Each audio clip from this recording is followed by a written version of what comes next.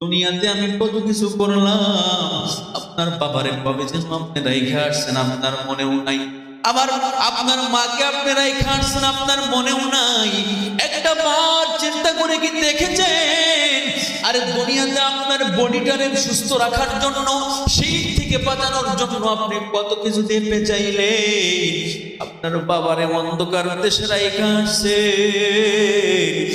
বাবার কথা কি একটা বার আপনার মনে পড়েছে? একটা বার কি চিন্তা করে দেখেছেন? আহারে আমি কত কিছু দিয়ে আমি শিক্ষা খাইলাম, আর আমার বাবারে মাত্র 3 টুকরা কাফন দিয়া, মাত্র 3 টুকরা কাফন দিয়া 65 টাকা কোচের কাপড় দিয়া আমার বাবারে কবরে রাইখা আসছি। এই কনকনা শীত পড়তেছে, আহারে আমার বাবা কেমনে শুয়ে আছে। আল্লাহ পাক রব্বুল আলামিন সূরা তাওবার 36 নম্বর আয়াতের ভিতরে আল্লাহ তাআলা জানাই দিলেন, ইন্না ইদ্দাতাশ শুহুরি ইনদাল্লাহি 12 শাহরান ফি কিতাবিল্লাহ। আল্লাহ পাক রব্বুল আলামিন যখন আসমান জমিন সৃষ্টি করলেন তখনই 12টি মাস গণনা করে দিলেন। আল্লাহ তাআলা যখন আসমান জমিন সৃষ্টি করলেন, এই সৃষ্টির দিন থেকে আল্লাহ তাআলা এই মাসগুলোকে আল্লাহ গণনা করে দিলেন। আল্লাহ রব্বুল আলামিন এই মাসগুলোকে 12 মাসে বিভক্ত করে দিলেন। বলেন সুবহানাল্লাহ। ইন্না ইদ্দাতাশ শুহুরি ইনদাল্লাহি 12 শাহরান ফি কিতাবিল্লাহ ইয়াওমা খালাকাস সামাওয়াতি ওয়াল আরদা মিনহা আরবাআতুন হুরুম।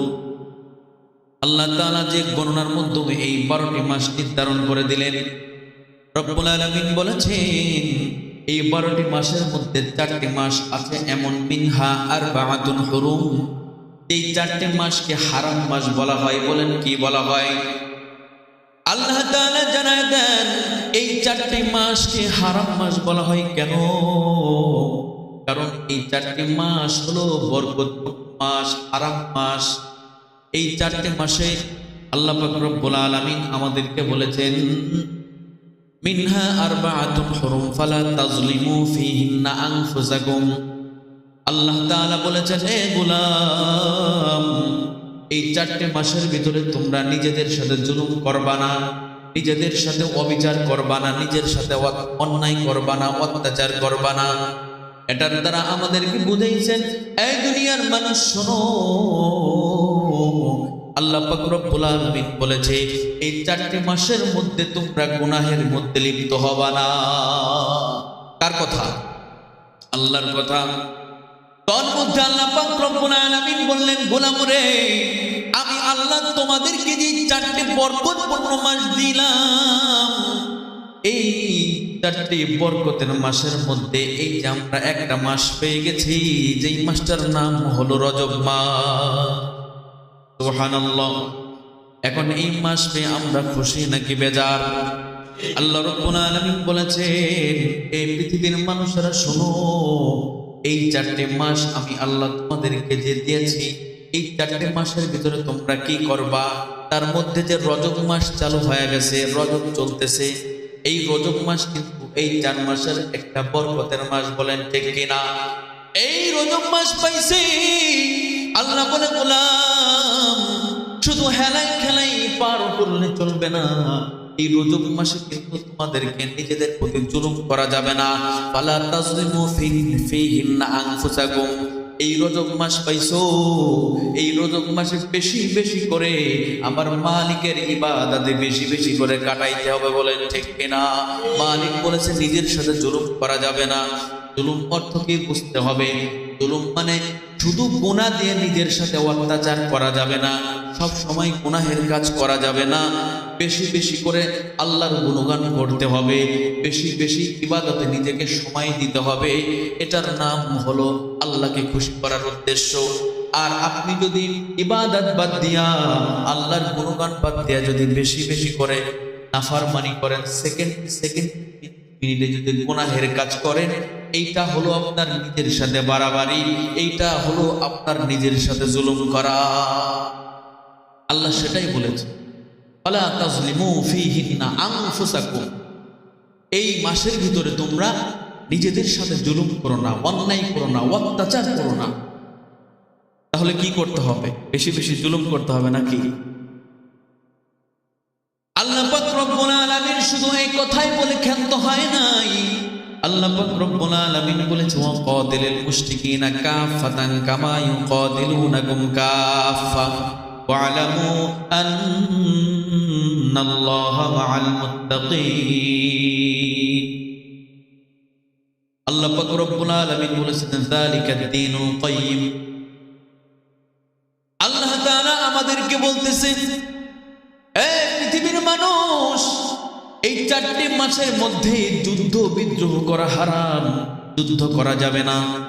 কাফেরদের সাথে আল্লাহর নবী সাল্লাল্লাহু আলাইহি ওয়াসাল্লাম যুদ্ধ করতেন, কিন্তু যখন এই 4টি মাস চালু হয়ে যাইত, এই 4টি মাসের মধ্যে যুদ্ধ করা আল্লাহ তাআলা নিজেই বলেছেন, নির্দেশ দিয়েছে, এই 4টি মাসের মধ্যে কোনো যুদ্ধ বিদ্রোহ চলবে না।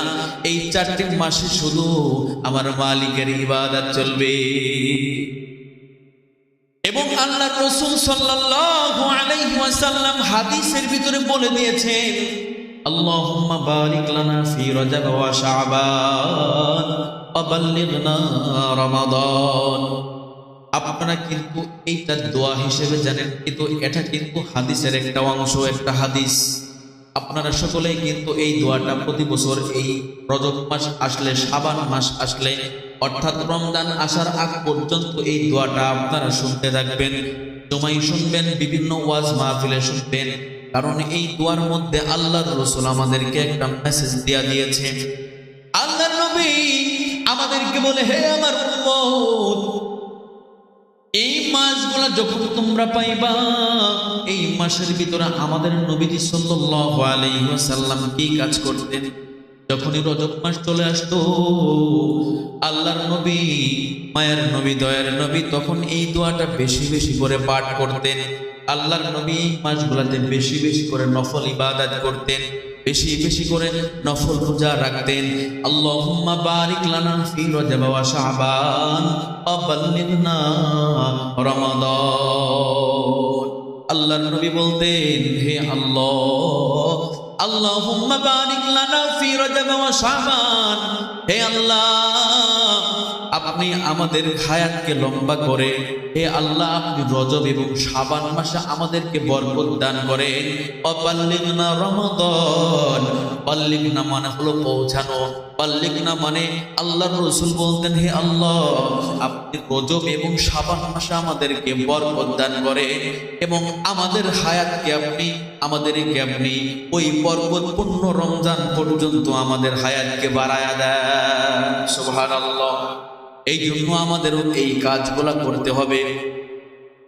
এই মাসে আমাদেরকে বেশি বেশি নফল ইবাদত করতে হবে, বেশি বেশি আল্লাহর কাছে চাইতে হবে, আল্লাহ যেন আমাদের হায়াতকে লম্বা করে দেয়। আল্লাহ যেন ওই মুমিনের জন্য আল্লাহ যে একটা মাস রেখেছে, যেই মাসের নাম কিন্তু রমাদান, যেই মাসে একটা নেক আমল করলে এক মাসে এখন যদি আমরা করি একটা সওয়াব পাবো, আর রমজান মাসে যদি আমরা একটা নেক আমল করি, আমার আল্লাহ বরকত দিয়া ওইটারে 70 গুণ আমল নামাই দিয়া দেবে। বলেন সুবহানাল্লাহ। এই জন্য এই মাসে আমরা রমজান আসার আগ পর্যন্ত আমরা বেশি বেশি করে আল্লাহর রাসূলের শিখানো এই দোয়াটা পাঠ করব ইনশাআল্লাহ। আল্লাহুম্মা বারিক লানা ফি রজব ওয়া শাবান, আল্লাহুম্মা বারিক লানা ফি রজব ওয়া শাবান ওয়া বাল্লিগনা রমাদান। এইটা হলো দোয়া। এই দোয়াটা বেশি বেশি করে পাঠ করব। এটার অর্থ আল্লাহ রজব শাবানে আপনি বরকত দেন আর আমাদের হায়াতকে লম্বা করে রমজান পর্যন্ত পৌঁছায়া দেন। রে নবীর উম্মতের দল, এই দোয়াটা আপনি কেন করবেন জানেন নি রে বাবা? এই যে বছরের শুরু হয়ে গেল, আজকে আমরা বছরের শুরুর দিন পেয়ে গেছি। আমরা কিন্তু 2025 সাল পেরিয়ে আমরা কিন্তু এখন 2026 সালের ভিতরে আসছি। বাজান রে, আপনি কেন আল্লাহর কাছে এই দোয়া পাঠ করবেন জানেননি? আমি আপনাদেরকে বোঝাইয়া দিব। কারণ এই ক্ষণস্থায়ী জিন্দেগিতে আসার সিরিয়াল আছে রে বাবা, কিন্তু যাওয়ার কোনো সিরিয়াল নাই। 2025 সালে আপনি কত গুনাহ করেছেন, কত অন্যায় করেছেন, নিজের সাথে কত জুলুম করেছেন, একটু হিসাবটা আপনার নিজের সাথে একটু হিসাব নিকাশ করেন না। দেখেন একটা বছর আপনি আপনার হায়াত থেকে চলে গেল, 25 সাল চলে গেল, আপনি কতটুকু আমল করেছেন, আপনি কতটুকু আল্লাহর ইবাদত করেছেন, আপনি কতটুকু নিজের ভালো থাকার জন্য অনেক আমলগুলো করেছেন। আবার আপনার জীবনে আমার আল্লাহ আরেকটি সালের ব্যবস্থা করে দিছে। এই সালের নাম হলো 2026। আজকেই তো শুরু হয়ে গেছে, কিন্তু মুসলমানের জন্য একটি আফসোসের বিষয়, মুসলমান এই যখন নতুন বছর উদযাপিত হয়, নতুন বছর যখন আল্লাহ আমাদেরকে আবার দান করে, এই নতুন বছর আল্লাহর শুকরিয়া দিয়ে আদায় করতে হয়, আল্লাহর ইবাদত দিয়ে আদায় করতে হয়। বলে আল্লাহর শুকরিয়া দিয়ে আপনি কেন আদায় করবেন? কারণ একটা বছর আল্লাহ আবার আপনার জন্য বাজেট কইরা রাখছে। আপনি যে 2026 পাইছেন, এটা আপনার জন্য আল্লাহর পক্ষ থেকে একটা রহমত, আপনার পক্ষ থেকে একটা নিয়ামত, বলেন ঠিক কিনা? এই জন্য আপনি শুকরিয়া আদায় করবেন। কিন্তু শুকরিয়া আদায়ের খবর নাই। আমরা যখন নতুন বছর শুরু হয়, আমরা তখন 31st নাইট পালন করি, যেটা ইহুদি নাসারাদের কালচার। যেইগুলা ইহুদি নাচারা পালন করে, মেয়েদেরকে নর্তকীর নাচ গান, মেয়েদেরকে ভাড়া করে আনি, মেয়েদের নাচ গান নিয়ে লিপ্ত থাকে, গুনাহ দিয়ে, জিনা দিয়ে, বেবিচার দিয়ে আমাদের বছরটা উদযাপন হয়। বলেন তো এই রকম যদি বছর শুরু করেন, আপনার জন্য এই বছরটা বরকত নাকি লানত? আপনার জন্য এই বছরটা বরকত হতে পারে না। কারণ আল্লাহ নিয়ামত হিসাবে আপনাকে আবার নতুন বছরে পৌঁছাইলো। আপনার উচিত ছিল আল্লাহর শুকরিয়া আদায় করা, আল্লাহর ইবাদত করা, 2 রাকাত শুকরানা নামাজ আদায় করা, কিন্তু সেইটার খোঁজ নাই। আপনি ওই নর্তকীর মেয়েদেরকে আইনা ডিজে পার্টি কইরা উদযাপন করলেন। কারণ এইটা আপনার জন্য বরকত না, এটা হলো আপনার জন্য লানত। আপনি আল্লাহর অভিশপ্তের কাতারের ভিতরে চলে গেছেন। আপনার এই বছরটা যারা এইরকম উদযাপন করে, যারা বছর শুরু করে, এই বছরে এরা কোনোদিনই সে বরকত পাবে না। কারণ এরা বছরটা শুরু করছেই হলো, মনে করেন যে ব্যভিচারী দিয়ে, নাচ গান, এই খারাপ যে বিষয়গুলো, যেগুলো আল্লাহ তাআলা পছন্দ করে না। এই জন্য ভাইরা আমার, বাবাজিরা আমার, ভালো করে শোনেন। আমি 5 মিনিটের মধ্যে আমার আলোচনার ইতি টানবো, যেহেতু সময় কম, সময় নাই। আল্লাহর রাসূল আমাদেরকে যে দোয়াটা শিখাইলেন, এই দোয়াটা আমরা কেন পালন করব জানেন? আমি এখন যে কথাগুলা বলবো, এই কথাগুলা দিলের ভিতরে গাঁথায় রাখবেন।